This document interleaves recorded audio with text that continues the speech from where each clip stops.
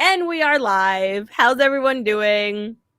I'm going to give everybody a couple minutes to pop on. Hi, Jessica. Good morning. Thank you for joining me. Hi. I'm just going to pop on over to Facebook and I'm going to tag you so that as many people as possible can see this amazing content that we are about to share. So how has your morning been as of yet? Has your weekend been as of yet? Well, when you have a almost 4-year-old and almost 2-year-old and a 4-month-old, and it's snowing and you can't go anywhere, you can just imagine. Yeah, And we've had exactly. this year, so it's been crazy. I think they're going stir crazy, and if you hear them in the background, that is my husband with them running around building an obstacle course in the living room, dining room, and kitchen. So hopefully they will stay busy. Awesome. And it'll be fun for them. It is currently snowing. Is it snowing by you? Because we're either going to go out in the snow later or we'll be trapped again inside. Exactly. I just was looking, well, I can look again, but I was looking yesterday and it said like 3 to 5 inches and it said it was going to stop around like 4 or something like that. And I'm like, okay, like that's about as much as I can handle today, especially it's a Super Bowl. And I'm sorry, but I was planning to go to my sister's. She's only in Bloomfield, so she's about 20 minutes away or so. So, you know, it won't be too complicated to get over there, I don't think. But if it screws up my Super Bowl plans, I'm going to be pissed off. Who are you rooting for? Well, I don't know. I get, you know, it's funny because so both my brother-in-law, I'm a Giants fan. Same. Whole family's Giants fan. Well, same. Majority of us. And yeah, actually they had a good year considering previous seasons. But considering how things could have gone. But anyway, so both my brother-in-laws are Patriots fans, and which was like always like this rivalry, right? And it's like they've broken me and my sister down over the years where it's just like, well, I guess I'm supposed to like Brady now. Like, and it's like, I think if anybody's listening to this who's a Giants fan, they're probably going to be like, I'm coming for you. But it's like, what am I supposed to do? I guess I'm supposed to root for Brady today, Tampa Bay, because it's like, I don't know, like both my brother-in-laws will be, might as well. I don't have any stake in the game. I've got some boxes purchased, so maybe I'll want some money. Yeah, my father-in-law is from Boston, and he's an avid all Boston sports fans. But my husband is a New York fan, and as am I. So it's always an interesting point of contention. But now maybe we support him. I don't really know. Yeah, it's funny. I mean, whatever. Giants, like maybe next year we'll be having this conversation about the Giants. Who knows? But it should be fun either way. To be honest with you, I'm looking forward to the food. More than anything, which is a good segue, by the way. But I mean, in all honesty, like I'm starting a little like not like a diet, like sort of like a hormone detox type of reboot tomorrow for just 4 days. Really excited about it. But so today I'm like, okay, like I could have my beer, I could have my dips, like I could have my wings, and it's like the perfect like end note for me to be like, okay, tomorrow morning we're rebooting. Yeah, so I am so excited now that I have the chance, now that you're all tagged and everybody's good. This is my friend, Jessica Kishpaugh, and I am so happy to have her as part of this conversation about health, wellness of mind, body, and spirit. So this month in February, we're trying to focus on the body. And I want to note here, and I'm sure Jessica will agree with me, that when we talk about the body, we, you know, like everybody goes to like has like a different reaction to that, right? I think like, it's like, oh yeah, my body, like the way that I look and like how much I weigh sometimes is like the automatic, right? And then it might even trigger you a little bit like, you know? And then you could also, you know, like, or I would say like I like to invite people to think about the body as like your vessel, like your vehicle that's like taking you through life, right? Like that's like, we have to be here for it. Like we have to care for it so that it can do all the things that it needs to do.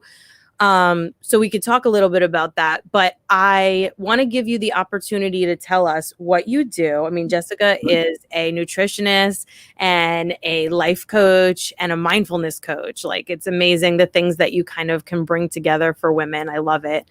So I want to know how this happened for you. Like, what do you do more in depth? And like, how did you come to this space? What made you decide that this is what you were going to do? It's a very long answer, so I will try to keep it as short as possible. It's always a process. That's why I asked that question, because it's always like, it's important to note that there's always like inevitably, right? There's this shift that happens in life that makes you realize what your purpose actually had been, right? And it's just that I have to ask. Absolutely. Well, first off, I just want to thank you so much for having me today on this very snowy day in February. I'm so grateful for just the opportunity to chat with you and all of your listeners and community. So first of all, thank you. So my name is Jessica Kishpaugh. I am a holistic nutritionist and I own a business called Loyo Wellness. I'll get into what I do in a second, but how did I get here? That's a funny story. Growing up back in the day, I won't take you through my whole life story, but I did for my whole life actually want to be a doctor. So I was always interested in health. I was always really good at biology, and was always interested in just health and nutrition. And then I went to college, totally did not major in that, got out of that quickly. And then lo and behold, ended up in law school. And not really sure why. I think it was one of those, I didn't know what my passion and my purpose was. And it was more like, I didn't know what to do. And so you went to law school. Like, that was kind of the thing when we graduated at that point, was you don't know what to do. You just go study some more and you go get a master's or you go to law school. Yeah. And Completely. so I did, and I did enjoy for a little while practicing as a prosecutor in New York. And that was super interesting and very law and ordery. And then I got a different job in law, and I really did not find it to be suitable for me anymore. It was not satisfying. It was a very stressful life and a very unfulfilling life. And I truly believe, even if, my parents always told me, like, you just have to work and you're not really supposed to like work. Like, I was of the nature that you do have to enjoy your work, because you spend at least half of your life working. And so if you're not enjoying work, like, what's the point? And I simultaneously, as I was sort of exploring this dissatisfaction, simultaneously, I was having my own physical, again, like, long story long, right? Like, I always suffered from belly fat and excess weight, and also a lot of mindset issues. And I was, emotionally, like, we can talk about emotional eating. Like, I was an emotional eater.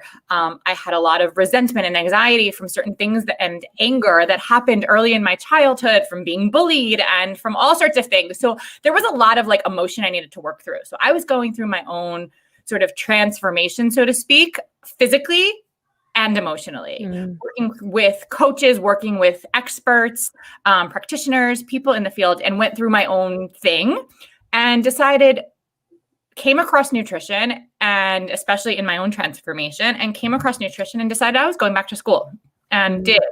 And wasn't sure who I wanted to help at the time, but after a while, I discovered and studied intuitive eating, which encompasses some emotional eating, and really learning all about just not nutrition in the food that we put into our bodies, but in the way that our minds and our hormones are all very interrelated. How stress is so interrelated to weight. And so it sort of led me to where I am now, which is I work with women, and my mission is really to inspire women to really feel confident and comfortable and in control of their food, and beautiful in their clothes, in their skin, and break up with cravings that are usually because of either something physical or emotional, to ditch dieting, ditching that diet mentality to helping women feel just much more in control of their mindset. And this is the big one, to incorporate self-care as really a non-negotiable. That's one of my missions in my company, which is to incorporate self-care into your life as a non-negotiable. And that really means self-care in the way that you speak to yourself, in the way that you feel about yourself, in the way that you treat yourself, the way that the foods that you're putting into your body, the way that you treat yourself physically, emotionally, mentally, all of the things that you do for yourself so that you can really live that happy and healthy life that we all should be living, right? Without any, excuses that, work should be just work and not a place of passion and purpose, like it shouldn't be. And so your life should be a place of passion and purpose. And I really try to help women do that. We focus a lot on weight loss or weight maintenance to a place where you can do that long-term and have a healthy lifestyle long-term, and mindset transformation. So really healing from yo-yo dieting, healing from stress eating, emotional attachment to food, but learning how to live your life, like how to enjoy the Super Bowl, right? Like there is ways to do that and also live a healthy lifestyle. So that is sort of the long story long about sort of what I do and how I got here. Wonderful. I mean, yeah, like I said, there's always some kind of transformational moment, whether that is something that happens with your health or, with some event, like for me, my layoff at 8 months pregnant was like a very abrupt shift that threw me into a ton of anxiety. And then I had to incorporate self-care as a non-negotiable to break free of that. Right. And even in I love the name of your podcast. Has to be. It has to be. And every day the name of my podcast for me gets more and more powerful, because not only, is it like self-care is my job, like I'm making it my job to empower people to prioritize their self-care, but self-care is your job. And then even more recently, it's like embodying this new meaning to me where it's like, it is a fucking job. Like, you know what I mean? Like, so, okay, here's what I'm about like, jobs that should be easy. Right. It should be something that is passionate and purposeful and something that you enjoy, but there's nothing about it that necessarily needs to be easy, nor should it be, because it is hard work. It's work. And it's like, okay, the thing about self-care is that it needs to be personal and individual to you. So it's going to feel like this is my take, right? Like it's going to feel like even harder, more like forced work if it's not personal, individual to you. If you're trying to force, strength training and cardio as your mode, just as an example, right? Like as your mode of physical self-care, when it really could or should be more yoga, or like something a little bit more gentle, or maybe it's Pilates, or maybe it's bar, like, or what, just as an example. You got to find your thing, because then it's going to feel so forced, and you're going to grow to resent it, and then you're going to stop, and then you're not going to be doing anything, right? That's what we all like eventually come up against. Like I remember this very specific thing, because like, I have a sister who's 5 years older than me, and like it's just natural for me to like do what she does. You know what I mean? Like that's just what I do. Like it's like a natural tendency. And she's like this person who will literally do like, the insanity workouts and like all of it, and she works out every day. And I love, it's wonderful that she has the drive and she actually enjoys it. I never have. Never. Still to this day, I say this often because I don't like people to like paint a picture that's like, like not necessarily accurate. Like I'm all about wellness, yes, as a whole, but like I don't really love working out that much, to be honest with you. I do it, and I found that I really like bar, for example, right? And those types of workouts are more, powerful yoga flow to, so that I can get everything happening at once, those types of workouts. And like, so it's like you have to find what works for you. Otherwise, it is not. And that's just pertaining to movement. We can go into so many other forms of self-care. And since we're on the body, it's like, like we're trying to focus on it. It's like, okay, also, like, what about all those inner workings of your body? You were just talking about it, the concept of intuitively, like getting in tune with what is going on so that you can actually kind of go with what your body is asking for, as opposed to what you saw on somebody's feed that they're doing to lose weight or whatever, something along those lines. Can you talk to us a little bit about that? Like, how do we get in touch with that intuitive eating? Like, how do we make that happen? Sure. So, gosh, intuitive eating is a big topic, and it's a journey. Okay, it's a long journey. I would say the basic definition, right, is it's close to mindful eating, but it's not. There is a difference, and I kind of just want to talk about that just for a second. Intuitive eating is a real focus on getting in tune with your body's natural cues. Okay, so that means being really hyper aware and feel your hunger, feel your fullness, right? There are a lot of principles to intuitive eating, but also a major piece to understanding and focusing on hunger and on fullness is rejecting dieting, rejecting the mentality of being on a diet. And that is the hardest thing for people who have spent years and years and years trying to lose weight, for example, by going on a diet, which then often leads to ending the diet, gaining the weight back, going on another diet. Maybe losing a little bit of weight, ending the weight, gaining the weight back, and then some. It's a yo-yo diet roller coaster that people spend their life doing. And so the biggest piece of intuitive eating is rejecting the diet mentality. So it is adopting foods that fit and fulfill you from a nutritional standpoint, but challenging these rules that society has sort of set up for us around,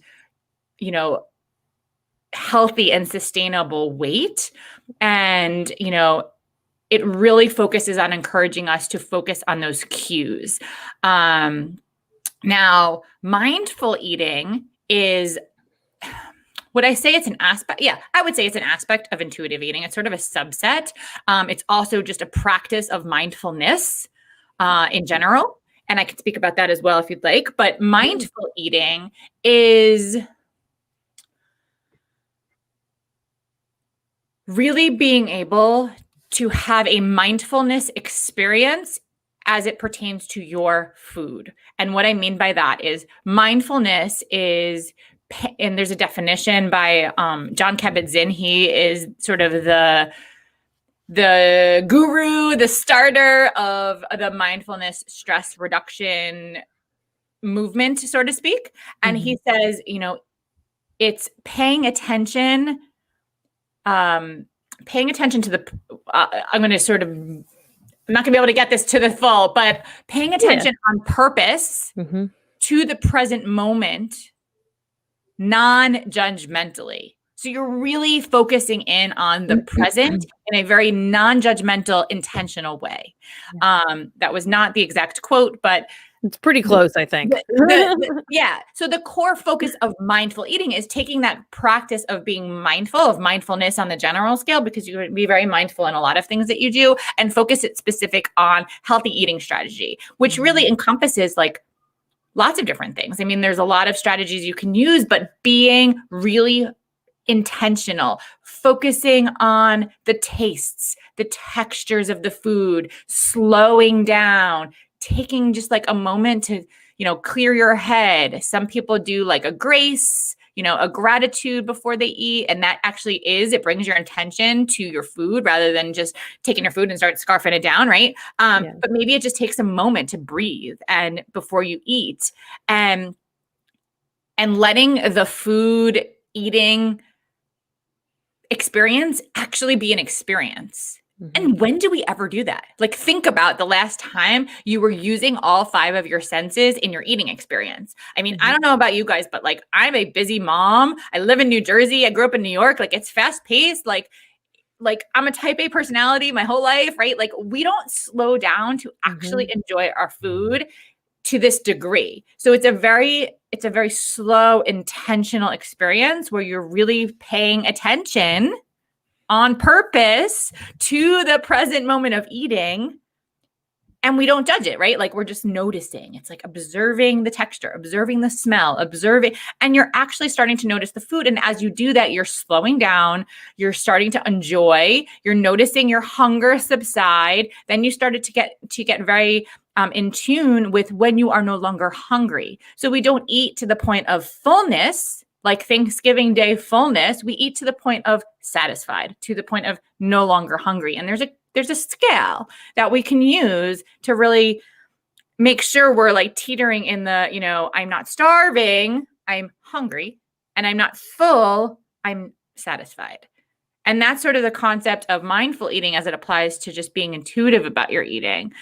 All of this takes practice. It takes time. It takes, coaching. It takes accountability. It's hard to do these things on your own especially if you're not sure like how to navigate that. And it also takes,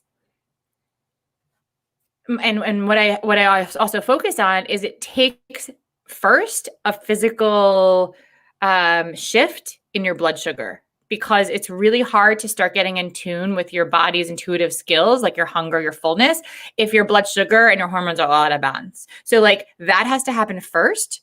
You really have to start learning how to shift your hormones and shift your blood sugar and be able to be in a very balanced way before you can start getting super intuitive. If you try to jump right in there, your cravings are just going to be cravings, and it's going to be really hard to know, like, am I full? Am I not? Am I craving? It's going to get a little bit crazy. So there's a sort of a process that goes to it. It's awesome. That's exactly what I was going to ask you, was like, okay, so, say you're in a space where you're ready to start incorporating that, but just jumping into trying to be in tune doesn't always, it's not easy. So that's perfect. Like the concept of of course, if your hormones and your sugar levels are not in balance and or not balanced, it's like, that's when the cravings come. So you can be you are a slave to those cravings and those false cues, really, right? And another thing that I was going to say, and this is from my end, I'm sure that it relates to your experience and probably what you work with too, is that one of the first things that happened to me naturally, almost, when I started practicing yoga more years ago, really, incorporating my home practice more, and meditating. One of the first things that happened as far as my diet was that I just simply started eating less quantity, because I started to be able to notice not even notice when I was full. Like, that's not even the first thing that happened. It's just that I started to notice when I overate. You know what I mean? That was the first step for me, where I was like, why did I do that to myself? That whole experience where you're like, I can barely breathe. It's up to here. And you're like, why did I do that? So we're not there. I mean, I just like to draw attention to the fact that there is this space of disconnect that many of us get stuck in. And it's not like it doesn't come back, like the holidays roll around and or like a stressful period of life rolls around and these tendencies come back in, even if you feel like you have them under control. So it's that constant practice. But that's why what you're what you're doing is so important because you're not talking about a diet that ends. It's a lifestyle. And so you can rely on it. Okay, here's an example. This is how a practice, this is how I preach what I am doing, because I was an emotional eater, right? Like I used food as a means to cope. And what I mean by that, guys, this is not a label that you have to identify with. And so maybe I can say I'm a recovering emotional eater, or I had trouble with emotional eating, because once we start to really label ourselves, that can become a very self-fulfilling prophecy. And so it's important to like not really label yourself as things. So, I had a lot of challenges around emotional eating. So I would use food to stuff my emotions. And I also had emotions on the flip side. So when I would eat certain things, it would make me feel badly, guilty, shame, punishment, right? Then I would go on another diet, or I would restrict, or I would punish myself. I would over-exercise. So those, you can have emotions before you eat, or you can have emotions after you eat. That's what I am talking about when I mention emotional eating. And if that resonates with anyone, I would love, I know you're streaming in a lot of different places, but like comment. If that resonates with you, comment in Samantha's world wherever of you are. wherever you are, because I guarantee that almost every woman has gone through this at some point or another, and you're not alone. So please understand that you're not alone. So I totally lost my train of thought of where I was going with this. Oh, I was going to give you an example. So now and I was looking to see if we had any comments. So continue. I'm like, where am I going with this? Right. So, okay. So as someone who has worked on this and who has now lives a balanced, healthy lifestyle with 3 children and a husband who would eat Wendy's if he chose to every single day, Wendy's or like chocolate chip cookies. So we all love chocolate chip cookies in this house. Okay. Now, as an emotional eater, what are you going to do? You're probably going to like eat a cookie and then eat the rest, right? You'll probably sit there and eat like all of them, especially if you're having a bad day or you're stressful and then you feel guilty afterwards, etc. So I thought it would be really fun yesterday. We're cooped up in the house, right? We have these little kids who are going stir crazy for my older son, who's 3.5, to bake cookies with mommy. And I will do that. And I didn't bake the healthy cookie. Like I used real sugar and real flour, like all the whites and all the things, like the bad stuff. Right. And I don't want to, I say that lightly in quotes, but no, that's the thing is we were able to make a batch of cookies together because it was a fun experience and we enjoyed a cookie, and that's fine. Like, that's the thing is like, you can actually get to a place where you can enjoy a cookie and feel really great about it. No emotions attached to that, and put the rest away until, the next day or some other time. That's the key. That's the balance. That's like the goal, right? Totally. It's so important. I mean, even in the last couple days, as I'm leading up to this detox that I'm going to do, right? And I am not a person that diets. I've never done like one-off diets. Like it never resonated with me. Like I get grumpy because I feel deprived, like I feel, and it's like, just never resonated with me. So like, this is like kind of a new thing. It's as much as it's not a diet, but it's like a specific time frame where I'm only going to eat certain things. And, so just sort of like mentally preparing, being the type of person that I am, that I will do that. Right. And noticing this morning, I didn't have any coffee, for example.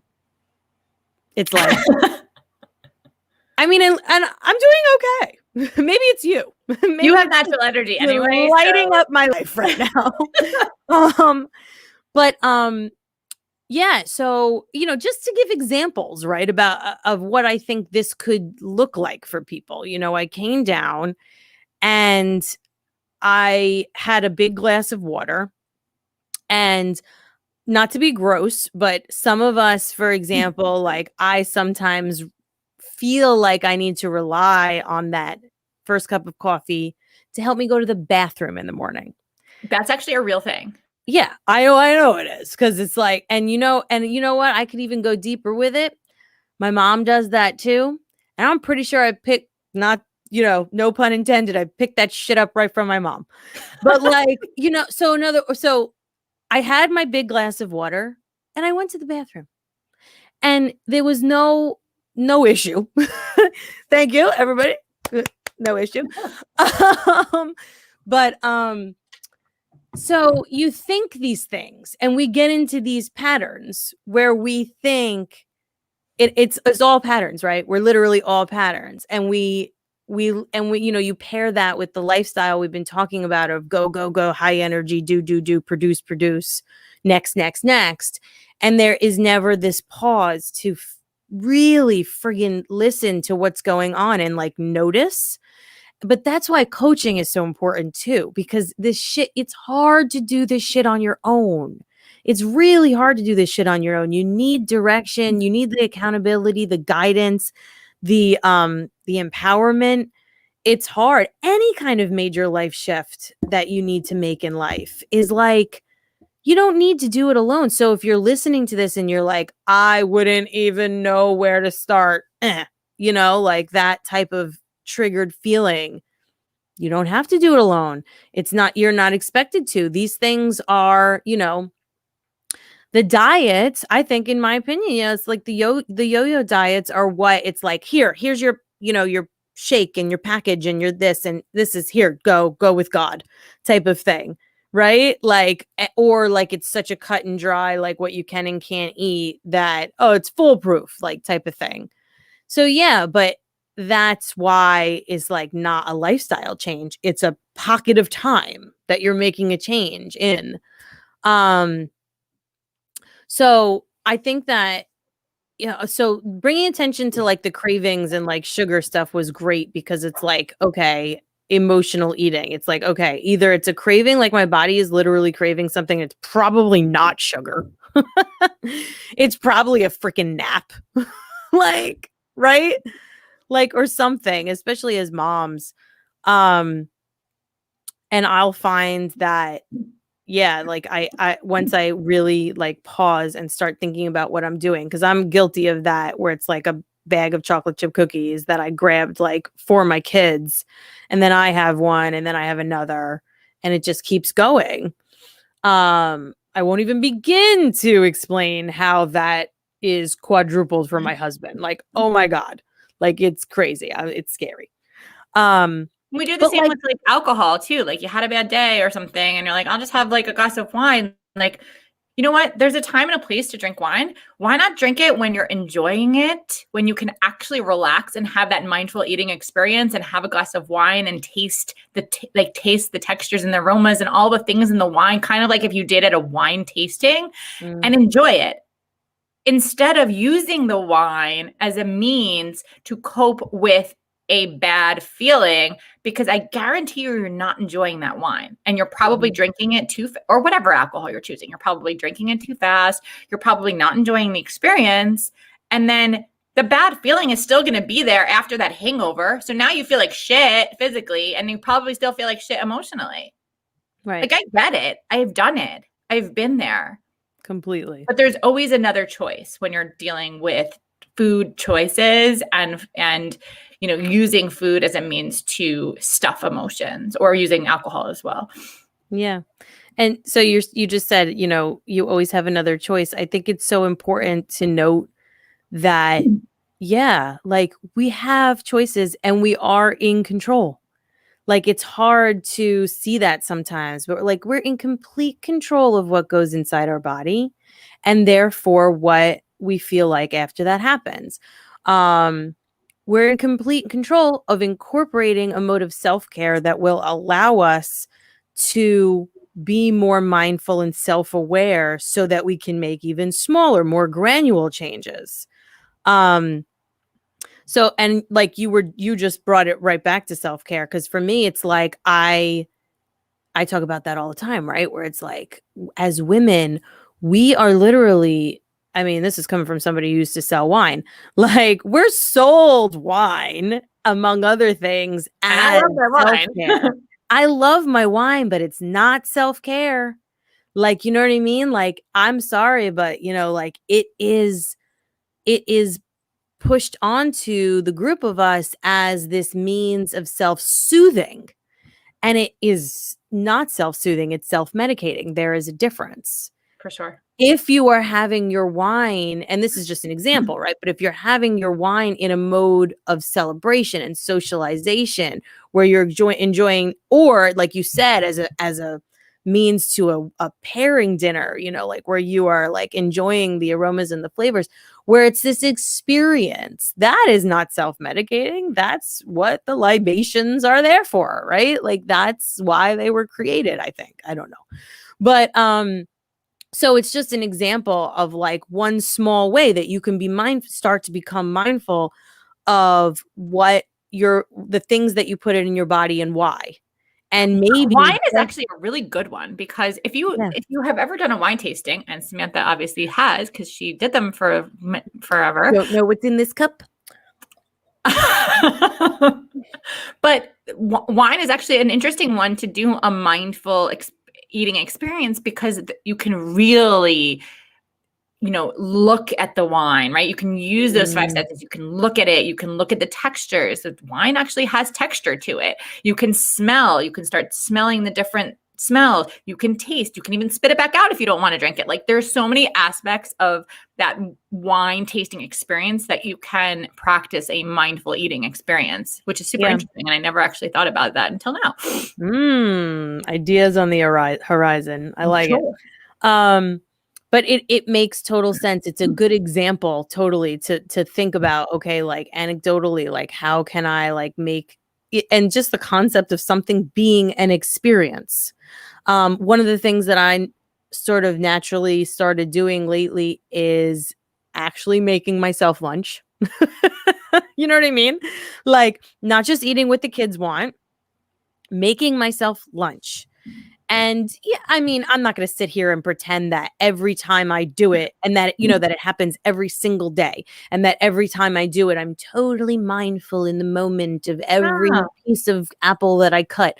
Like some days I can make it happen, but some days it's not quite so much. Sometimes I am looking at my phone or I'm multitasking, you know, as I'm doing it, but I'm trying to make it at least where it's like, I am very deliberately stopping what I'm doing and making something that's only for me, which again, I think since we're we, you know, both try to work with women and get through, it's like, that is something that isn't natural to us because of patterns that are embedded from way back when. It is not natural, especially if you're a mother. It is not a natural thing for you to stop and do something just for you, let alone stop and leave and do something just for you. You know, like there is this like voice in our heads, it's guilt, whatever you want to call it, that says, well, I can't do something just for myself. The moment that you decide to quiet that voice and prioritize yourself is the moment that you build that self-love, self-worth muscle that you start to.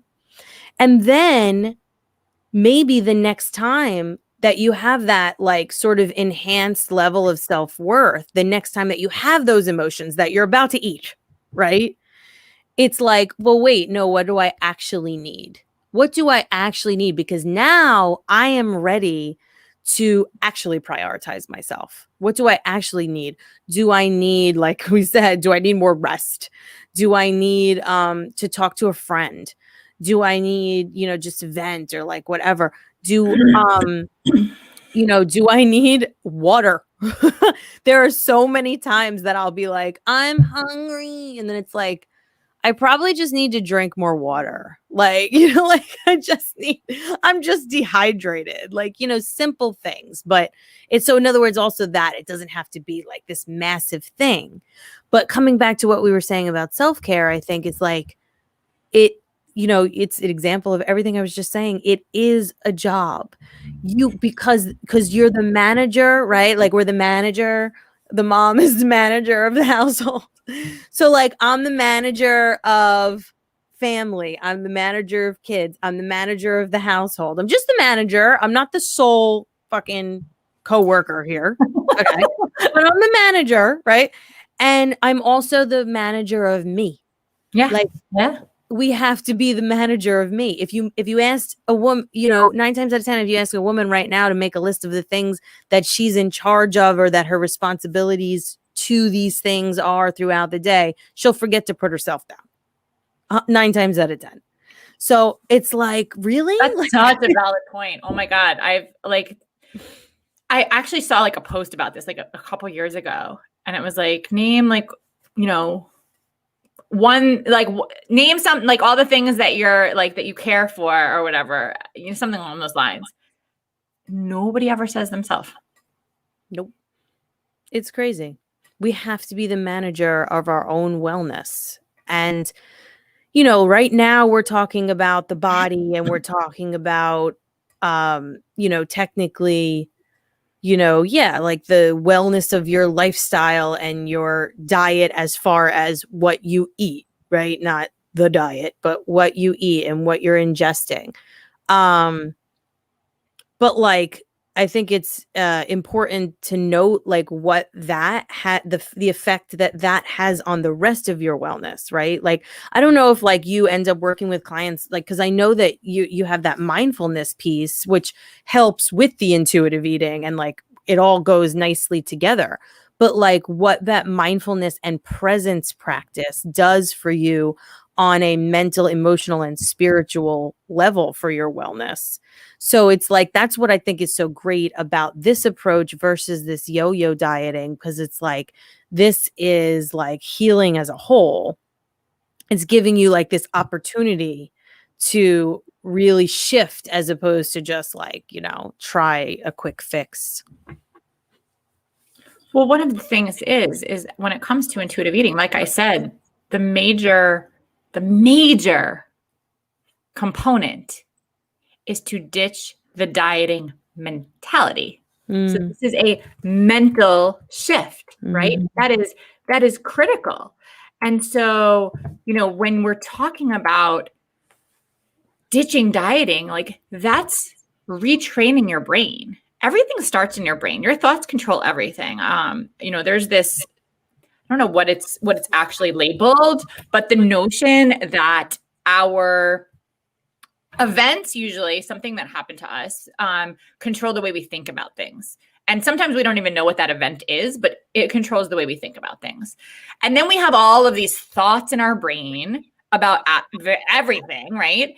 And thoughts control how we feel. So we think something, then we actually feel it. And our feelings then control our behavior.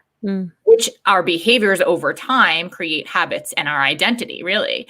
And so if we can then backtrack from our behaviors and identity to our thoughts and start shifting our thoughts, there are ways to actually shift the ways that your neurons are wiring and firing in your brain. You can actually make them shift. You can change the pathways, your neural pathways in your mind, very simply by shifting your mindset. And when we can go from a place of, there's always another diet out there, right? Like, where's the diet? Like, it's lurking around the corner. What's the best fad? I'm going to Google it. I'm going to ask my friends. I'm going to look on Facebook. Like, what's the I can't lose weight. I failed. I tried this. I failed. I tried this. I gained the weight back. What's next? We have to go from that mentality to no more dieting. And that's a hard shift to make, and one that takes time and practice, but it takes commitment. And that is the first step, is you have to just jump in and commit to, I am going to ditch dieting. I am going to stop it, and I'm going to learn a better way. And, we do that by honoring, yourself, honoring your new lifestyle journey, to understand the harmful effects of dieting, to throw out, things like the scale, right? To get rid of things that actually measure and foster dieting, like stop weighing yourself every day, that sort of thing. Understand that mentality about willpower and shoulds and shouldn'ts and goods and bads and failing. And how do we make those shifts? It's like learning the mentality in order to then shift your mindset around food, around eating, around dieting. It's a process. It's one that is learned. It's a skill set that can be learned. It is, for lack of a better word, it's not actually intuitive, right? It's not something that we're born with. It is a skill set to then practice and practice and practice. And it's a lifestyle commitment. Completely. It's a commitment, but it's like what you were just saying. I love the concept of you have to take that first step. You have to make moves. You have to decide.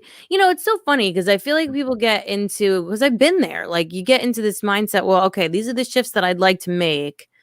But how, like we get like just in this, I don't know how type of, mentality, but it's like, okay, well, here's step one, decide. You know what I mean? Like decide that what you were doing before wasn't working and is not serving you, and that you are deciding to go in this new direction, and then take the first step. Because, and I talk about this with like any mode of self-care, it's like jump in, because it's a chicken or the egg situation. If you feel like disconnected, where you don't know what you even need, if you are stuck in that how, where you're like, I don't even know how I would manage to incorporate this into my busy schedule. Like, if you're stuck in that barrier zone, right? I don't care what it is, pick something. And I say this all the time, pick something and do it, and start doing it like a couple times a week. Like, even if it's like not something you would incorporate every single day, I say this only because it is the only way to start seeing little benefits of prioritizing yourself, so that you can feel more and more drawn to it and feel more and more comfortable doing so then you add in more and more. But if we don't take that first step, so I just liked the fact that you mentioned, the concept of like, you have to take that first step and commit. But it's taking back the control too. We have the control to decide, actively decide. I want to share something with you afterwards. I can screenshot something that I teach about. It's called the confidence cycle. And I'll share it with you because it's actually a good visual for people to see and understand this pattern. But the confidence cycle is all about when confidence actually occurs for you. People are under the notion and the myth that they need to have confidence first before starting, right? Oh, well, I'm not sure. Like, I have all these fears, right? Like, oh, I'm going to wait until I feel confident. I'm going to wait until I feel so ready, right? It's not. It's actually the opposite. It is, first step is commit. You commit, you decide, right? Like what you just said, you decide, you commit. You might not know what you're committing to. You might not know what that means. You definitely don't know the how yet. But the first step is you commit. You take that first step, and then you start to use and rely on self-belief, and you start to use that to build some courage to get through the fears that you're having that have been blocking you, because it's scary to make change and you have to bust through the fears. And usually it's very helpful to have someone helping you and holding your hand as you do that. But you have to build self-belief and courage to bust through the fears, because once you get on the other side of fear, then you start feeling capable because you're learning and you're doing, and you're like, oh, I can do this now. Like self-belief. Oh, I'm building my confidence. Like I'm starting to build this, right? You're not at confidence yet, but I'm starting to build this. You're having results. That's the next step, is like now you're starting to see that this is working for you. You're building the results. You're like, wow, I can do this. Like, I don't have to weigh myself every day. I'm actually like dropping clothes sizes. I'm feeling really good. Like whatever the journey is for you. At that point, once you start to see results, you start feeling confident. That's the last step. It does not go the other way. So the first step is you have to take that first step. You have to take that commitment to then bust through your fears, rely on self-belief, and build some courage, start to feel capable, start to understand, start to get in the groove, right? To start seeing results. then feel confident about those results. So that's really important because a lot of people have so many fears, and that's their biggest limiting belief. That's their biggest thing that's holding them back from making a change that they know would benefit them, that they know would help them get out of pain, that they know would help them actually, achieve the results that they desire and they deserve. But the fear is holding them back. Completely. We need that confidence, but it's going to come after we see those results. I think that's so important. So very true. Oh my God. So yeah, I think I love that we tapped into like what you actually do, but like also brought it home to self-care as a whole, because it's like, so it's just one mode of like many things you can do to like be the manager of yourself, like take control of what is going on inside. So, this has been amazing. I want to just ask you if you have like, one or two like self-care / mindful eating, tips that you would share like with any woman right now who's watching. And then I want you to have an opportunity to tell us where to find you for more information. Sure. So I would say that, gosh, the biggest tip I would say is, there's so many tips. I know, that's why I said one or two, because sometimes it's like, if I tell you one, then you're going to be like upset. Like I can't choose one. Right. Okay, I got it. So give yourself permission to practice self-care. Give yourself permission, because if you grant yourself permission, then you'll be able to embrace it and practice it. And that will have a positive ripple effect on your own life, personally, professionally, in your family. And when you give yourself permission, it doesn't mean you have to go from 0 to 180. It means you giving yourself permission, and then you start small. So what we just said was commit. It means take that first step. So as it relates to self-care, I mean, all of this relates to self-care, but taking the first step means you can start small. So this is tip number 2. Start small and build practices over time. So you can, less is often more, right? So less is often more, meaning like, it's not about racking up a list of accomplishments or things that you can, all these things that you can do. It's about taking a small step, using that small step to then build momentum for the next step, and then the next step, and the next step, and then building habit. Because, as you practice these things over and over, and as you incorporate them as a daily part of your life, they become habitual, and that then becomes your lifestyle. Yep. But you have to give yourself permission first. You have to let go of the notion that self-care is selfish. Because if you're, trapped in that mentality, you're never going to be able to incorporate self-care in your life, without feelings of guilt and resentment and negativity. You have to embrace it as something that's required, necessary, non-negotiable. So take that permission, grant it to yourself, and take baby steps over time. I love that. Totally. Permission granted for whoever's watching. Like if you need it for some reason from an outside source, here, we both just gave it to you. And go.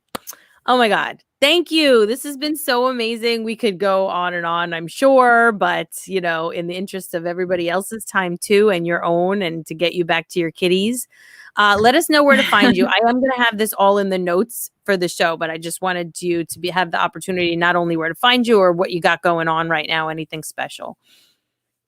Yeah, absolutely. So you can always find me at loyowellness.com, LOYOWELLNESS, LoyoWellness.com.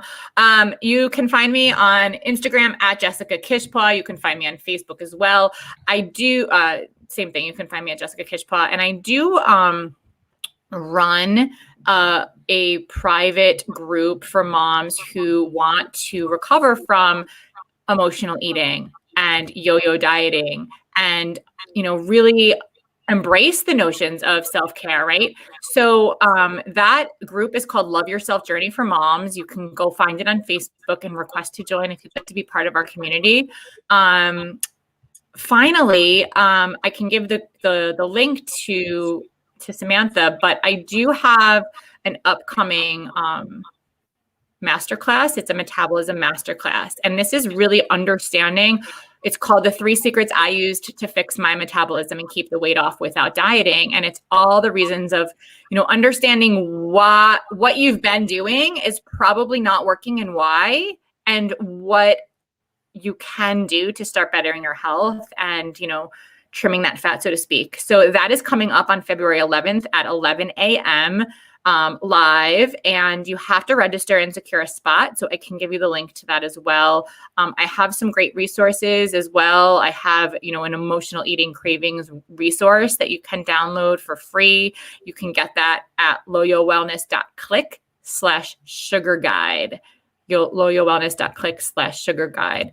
And finally, if you are someone who has listened to this and you resonate, and you are in that place that you are ready to take that step, right? You're like, I'm going to commit. I'm ready. I need to make a change in my life. I want to explore, what does that actually look like? What does that mean? I offer free 45-minute breakthrough calls where we go through what your goals are and what your challenges are and what your limiting beliefs are, what has been holding you back from actually achieving the life of your dreams, and action steps that you can take to then pursue that fulfilling lifestyle. And so you can, again, you can find the link to book a breakthrough call on my website, loyowellness.com. If you are someone who's like, I would love to chat with Jessica for 45 minutes for free and see where that goes from there. And I would love to just help you and hear from you. You can always reach out, feel free to message me or email me. I'm on all the channels as well. So it was such a pleasure. Perfect. Thank you so much, Sam. This was really, really wonderful. I'm super grateful for this opportunity to speak with you. Awesome. I'm super grateful that you're willing to join and that you have all this goodness to share, because it's important for us to get this information out to as many people as possible. We all need to lift each other up and empower each other to manage our own wellness, because especially right now with all that's going on, it's like it's all we have. That's what we can take in control of, is our own health. Thank you again. So anybody who's listening, if you're hopping on, don't worry, this is going to be on my YouTube channel. So it's actually streaming live to there right now, but it's also going to be available to view later. So if you go to YouTube and find my Self-Care is My Job YouTube channel, which I'll probably be posting in the caption for this live, go over there and subscribe, because we have a lot more amazing conversations coming down the pike. And then there's also going to be a podcast of this exact conversation to listen to later as well. So follow, share, love it, do whatever you need to do. And we'll be back with more of this next week. Thank you again, Jessica. And I really appreciate you being with us today. Oh, it's such a pleasure. Thank you, Sam.